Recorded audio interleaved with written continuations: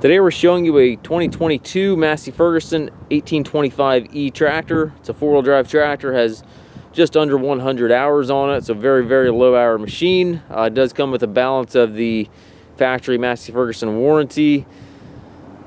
Engine is rated at 24 horsepower, and again it does come with the FLX 2407 quick attach front loader. The loader does have the skid steer style quick attach here for your bucket connection. It's got a few minor chips in the paint on the hood here, a little bit of a ding there in the center. It's pretty minor, but it is noticeable if you look at the tractor closely. Overall, very, very sharp tractor. Tires are excellent. It does have the foldable rollover bar, complete 3-point with drawbar and top link.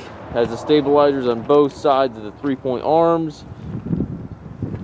And again, this is the gear transmission. It has a high-low range, which is located right here, and then it has 4 gears in the center here, which gives you a total of 8 speeds, and then the forward reverse up here on the dash.